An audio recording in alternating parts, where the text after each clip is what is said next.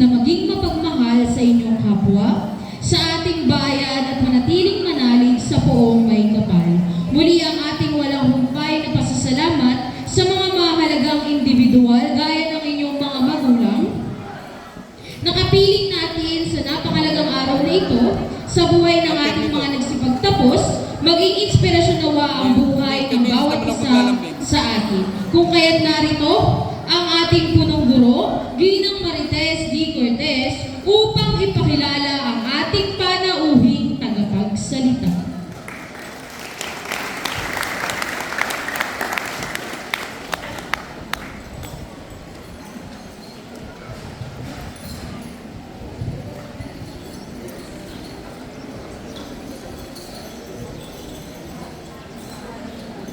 Isang magandang umaga po muli sa inyong lahat. Good morning po, ako si Ann. Salamat po sa paghabol sa aming okasyong ito. So, akin po ang karangalan upang ipakilala ang ating panauhing tagapagsalita sa umagang ito. Siya po ay pang-apat na anak sa 5 magkakapatid ni na Ginoong Domingo at Ginang Virginia Coronel. Siya po ay may bahay ni Ginoong Leonard S. Gomer Jr.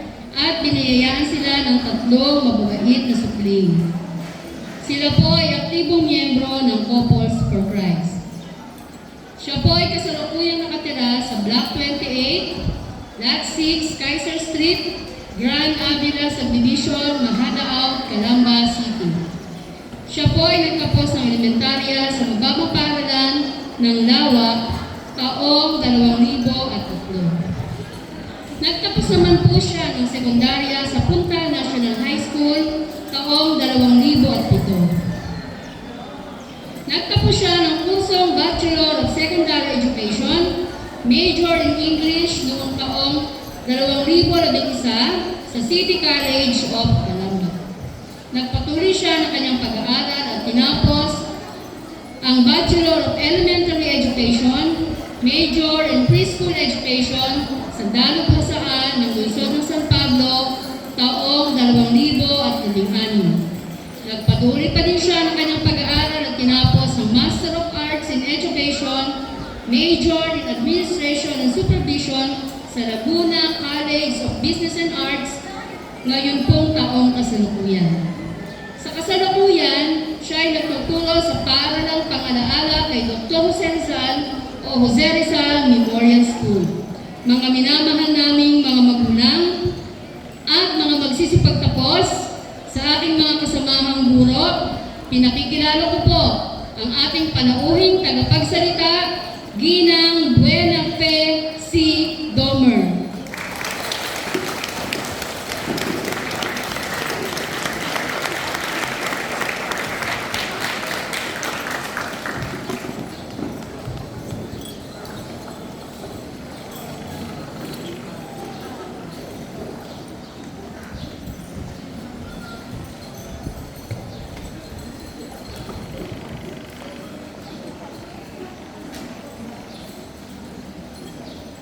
Hello. Maraming salamat, Ma'am Cortez. Sa ating punong guro muli, Ma'am Cortez, at sa ating kagawad, Ginoong Garcia, sa ating sa aking mga kabaro ng mga guro ng Lawa Elementary School, sa mga batang magsisipagtapos, at syempre, sa pinakamasayang mga tao sa araw na ito, ang mga tao sa likod natin, ang ating mga magulang. Isang matatag na araw po sa inyong lahat. Pwede ko po bang simulan ang aking speech sa isang pick-up line? Eto po. Principal ka ba? Kinakabahan kasi ako kapag nakikita kita. Ayan. Ewan ko kung habe o wali sa iba. Ayan. Nung natanggap ko ang invitation ni Ma'am Tomas na aking advisor din nung ako ay grade 6, syempre natuwa ako. Lumilevel up, nag-guest speaker na. Nakaka-proud para sa sarili ko. Pero napaisip ako, pwede kong sabihin sa harapan ninyo. Hindi naman ako isang artista o bilyonaryo na maraming kapupulutan ng aral. Pero alam ko, marami akong pangarap na natupad, unti-unti. May katapatan at may katatagan. Sabi nga sa tema natin, Kabataang Pilipino, para sa matatag na kinabukasan ng bagong Pilipinas. Kapag naabot mo ang pangarap mo, hindi lang basta mga pangarap ang nakamit mo. Isa ka ng matatag na individual na kayang humarap sa hamon ng buhay na di natitinag ng pagsubok. May nabasa ako na mga importanteng dapat tandaan upang matupad ang pangarap. Siguro ito rin yung binabasa ni Mayor. Kaya ganun din ang kanyang mensahe. Ito yung ginawa kong standard na gusto kong i-share sa inyo mga bata upang maging mas matatag kayo at manalig sa inyong mga pangarap. Una, kapag nangangarap ka, be specific. Kapag nangangarap ka, linawin mo. Dapat detalyado. Gusto mong maging doktor? Doktor ba ng tao o ng hayop? Gusto mong magkakotse? Anong kulay? Anong brand? Gusto mong maging negosyante? Siyempre, doon tayo sa legal. Dapat ay specific. Tumpak. Pangalawa, dapat ay may target. Ang pangarap libre lang. Pero dapat may deadline. May timeline, may schedule.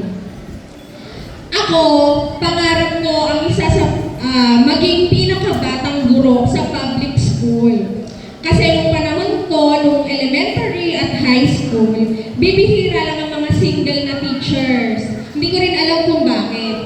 Halos lahat ay mid-30s o kaya ay mga may asawa na, yung iba nga talagang veterano na. Nagawa ko yun. Pagka-graduate ko ng college, nagturo ako ng kindergarten sa Jose Rizal Memorial School. Kasama ko pa si Ma'am Mariscan bilang isang volunteer teacher. Ako ang isa sa pinakabatang teacher noon. Nakaka-proud para sa sarili ko noon. Kaya lang, kahit public school na yon, volunteer teacher pa lang ako noon. Kaya nag-aral ulit ako. Nag-earn ako ng degree sa preschool para ma-push ko na maging permanent teacher. At natupad ko yun. At bonus, kasi ang preschool teacher ay in demand sa ibang bansa. Pero, unti-unti pa lang, wala pa tayo doon. At ganun din, nung ako ay naging permanent teacher, isa pa rin ako sa pinakabatang guro ng Central 1. Number 3, ang pangarap, inaaksyonan.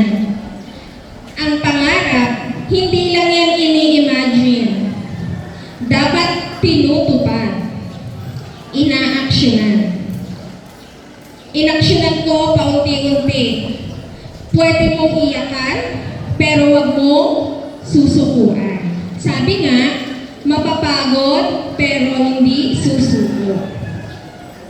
I have this mindset. Sige lang, iyakan mo. Iyakan mo ng iyakan, araw at gabi. Namnamin mo yung problema mo. Pero bukas-bukas, tatawanan mo na lang yung mga pinagdaanan mo. Akala mo hindi mo kakayanin. Pero yun pala, isang araw, nagawa mong lahat. May araw talaga na weak tayo, mahina tayo. Okay lang yun kahit ilang araw pa yan, pero huwag kang titigil. Ginusto ko maging public school teacher sa kinder, kaya ako nag-aral ulit. Panibagong gastos na naman. Magpupuyat na naman ako, magre-review, tapos magtitisis na naman. Nakakapagod, pero ginusto ko at natapos ko.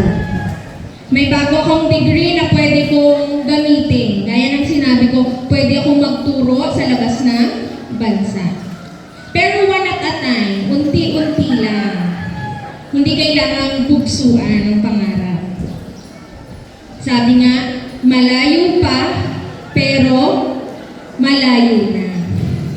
Tulad ngayon, natapos ninyo ang elementarya.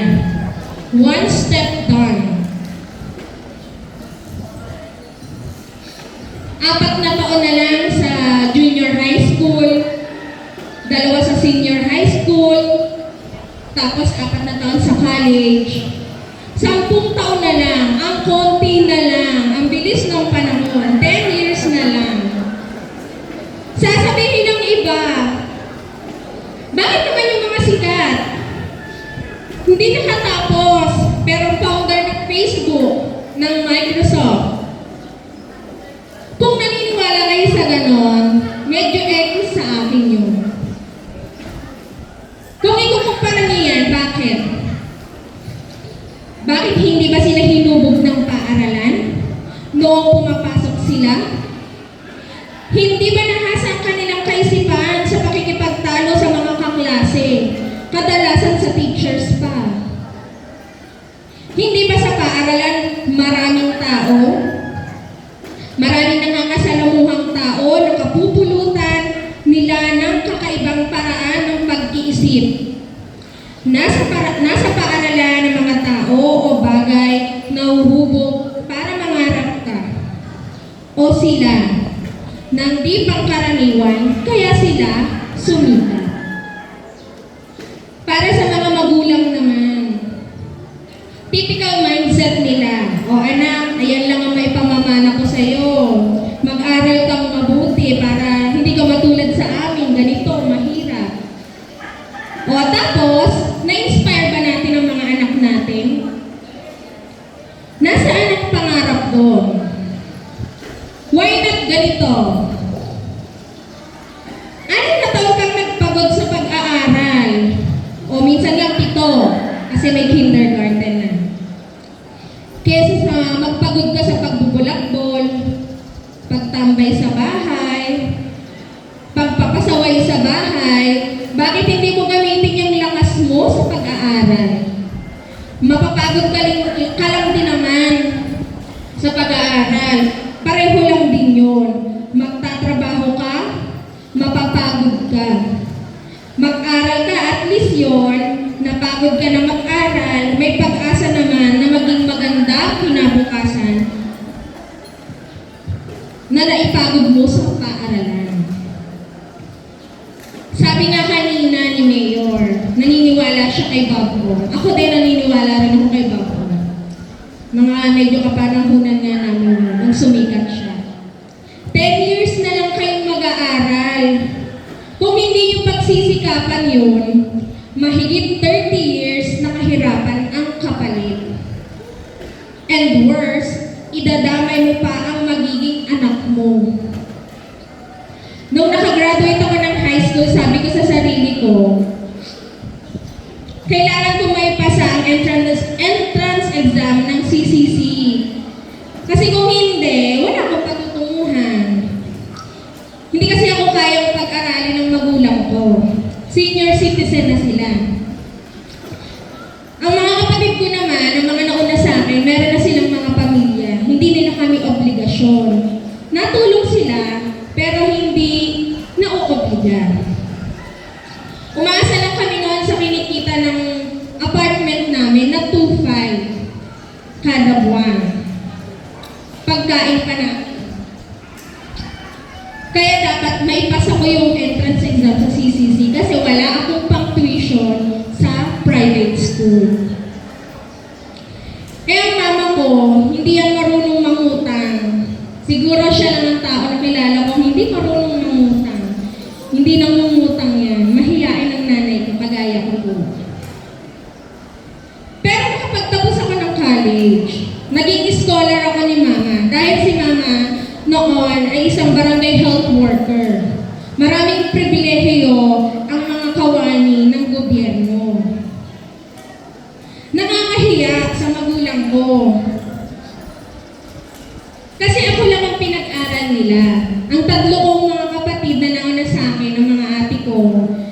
sila ay working student.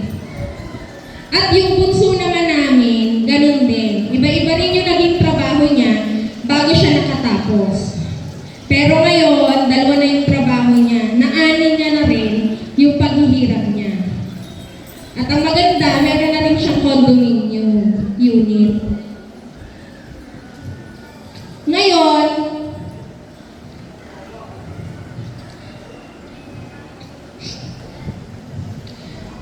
tinatamasa ko kung anong meron ako na pinagsikapan ko noon. Number 4, huwag kang mag-shortcut sa iyong pangarap. Sabi ko nga kanina, ang pangarap dapat ay may timeline, may schedule. Hindi minamadali, hindi shortcut. Minsan, o anak, tatapos mo ng elementary, nakakabasa ka naman, nakakasulat. Samahan mo na ako sa palengke, magtinda na tayo. Hindi imposible ang mga salitang yun. May mga magulang na gano'n. Tulungan mo na ako maglako ng gulay. Pero teka lang, mga magulang, para sa mga magulang. May high school pa po. Mas maraming diskarte sa buhay ang mapupulot nila sa mga makakasama nilang tao at lalo sa mga magiging teachers nila. Malay nyo, nasa high school pala ang tao makakahubog sa pangarap ng mga batang ito na sa ngayon ay malabo pa. Pero hindi ang soulmate, ha? Hindi rin ang love life ang hahanapin. Ma-share ko na din. May taong nakapagsabi sa akin noon, ang crush o ang love, napipigilan yan. Nasa utak pa lang yung kilig nyo. So I dare myself. Nagpigil din ako ng mga crush, love, boyfriend. Di naman maiiwasan na magkagusto dahil emosyon yun. Ang pipigilan mo ay ang mga taong tutukso sa'yo para i-level up ang sarili mo sa maling bagay. Para sa inyo yan. Susubukan ninyo ang mga hindi dapat. Alam niyo na yon. Di ba nanghihingi din naman kayo ng mga advice sa mga kaibigan ninyo? Piliin ninyo yung kaibigang may advice na may care, na babantayan kayo. Mayroon kasing kaibigan, mag-a-advise ng do's and don'ts. Pero kahit sila hindi nila alam yung sinasabi nila. Pero may kaibigan na ipapaunawa sa inyo na mahalagang magpigil sa nararamdaman. Lalo at wala pa kayo sa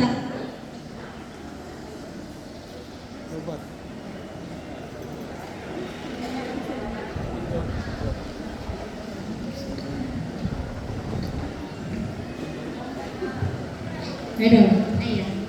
Thank you.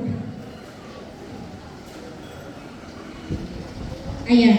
Ulitin ko, may mga kaibigan tayo na pwedeng ipaunawa sa atin ang mahalagang pagpipigil sa nararamdaman. Lalo at wala pa kayo sa tamang panahon. Magpahinog muna kayo. Magpaganda muna kayo, girls. Yung kaya niyo nang bumili ng mga pampaganda na di naman kamahalan, pero di naman pwede. Maging matalinong maarte. Ako kasi, inamin ko maarte akong tao, pero syempre, alam ko sa sarili kong matalino ako. Nakapili ako ng mga kasama ko sa buhay na kagaya kong nangangarap. Itaas natin yung expectation natin, yung standard natin. Kasama ko ang aking asawa na hindi rin basta-basta nangangarap. Ayaw niya ng basta kotse lang. Gusto niya SUV. Kasi nga naman, lalaki ang aming pamilya. Tama nga naman. Ngayon, meron na kaming 3 anak. Ang pangarap, maraming kolorete, maraming maze, maraming obstacle courses na dadaanan. Kaya, paunti-unti. Huwag kayong mag-shortcut sa gusto ninyong mangyari sa buhay niyo. Sabi nga ng matatanda, papunta ka pa lang, pabalik na ako. Piloso po kayo. Mga panahon ngayon, sasagot yung mga bata, di po tayo nagkasalubong. Paano tayo magkakasalubong? Nag-shortcut lang. Ang panghuli, ang pangarap ay hindi pansarili lamang. Ang pangarap ay masarap. Masarap mangarap. Pero hindi dapat nakakalason. Huwag tayong malinlang sa pangarap versus sa kasakiman. Nay, ito na po ang naipatayo ko ng mga pangarap ninyong bahay. Pero bakit ngayon iniwan niyo ko? Yun pala, sama-sama galing ang ipinampatayo ng bahay. Aanhin mo ang magandang sasakyan. Kung gagamitin pala ng mga magulang mo, papunta sa kulungan para bisitahin ka, yun pala galing sa nakaw. May mga kagustuhan talaga tayo na biglang dumarating na di natin inaasahan. Nasisilaw tayo kasi matagal na nating pinapangarap at ayan na, nasa harapan na natin. Pero mapapaisip ka, bakit ang bilis? Hindi mo ina-expect ang bilis ng bulusok ng success. Ganito ang ginagawa ko. Paulit-ulit akong nagdarasal. Lord, kung talagang para sa akin to, ipakita niyo sa akin na nasa tama. Naging honest ako sa inyo. Lahat ng katapatan, Lord. Paulit-ulit kong dinadasal na sana anuman ang natatamasa ko, anuman ang blessing na meron ako ay galing sa mabuti. Dahil minsan talagang masisilaw tayo na akala natin ang blessing ay galing sa kabutihan. Pag pangarap mo, mahal mo. Hindi ka dapat selfish. Dapat selfless. Ganyan din naman yung mga magulang ko noon. Nung nakatapos ako ng elementarya, sinama na ako sa bukid. Kaya ganyan din ikaw, anak. Pagka-graduate mo ng grade 6, tara na sa bukid. Huwag tayong maging sakit, dear parents. May mga pangarap din yung mga batang yan. Malabo pa sa ngayon. Kasi 11 years old, 12, 13. Tulungan natin luminaw. Tulungan natin sumarap ang kanilang pangarap na hindi nakakalason ng pagkatao. Para sa inyo, mga graduates, na may edad 11 hanggang 13, marami pa kayong makikilalang mga tao. Mag-iiba pa ang batayan ninyo sa buhay. Maraming bago, maraming pagsubok na hamon sa katatagan ninyo. Mag-inakti kayo sa inyong pangarap. Di pwede na. Dapat ay may standard. At dahil sinimulan ko sa isang pick-up line, tatapusin ko din sa isang pick-up line ang aking speech. Biogesic ba kayo? Congratulations! Mawawala na ang sakit ng ulo ng teachers mo. Again, congratulations graduates and parents. Maraming salamat po.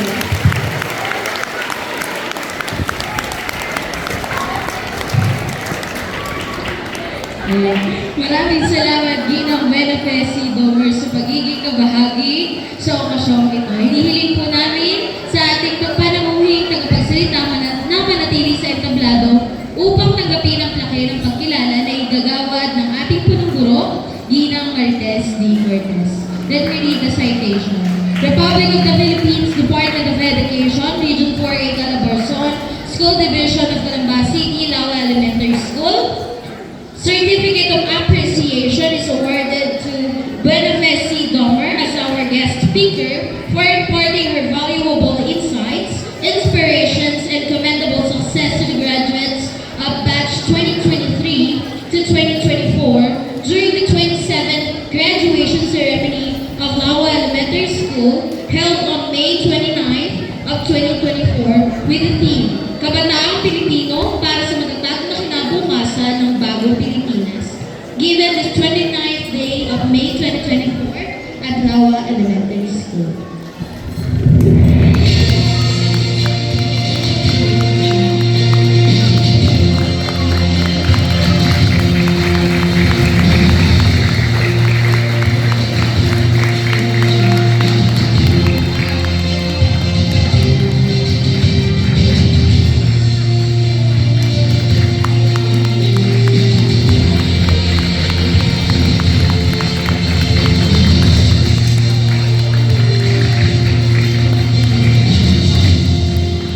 At ngayon, ating pakinggan ang isang mensahe mula sa kinatawa ng mga tumanggap ng karangalan, Reverend James A. Pahilan, ang batang nagkabit ng may karangalan.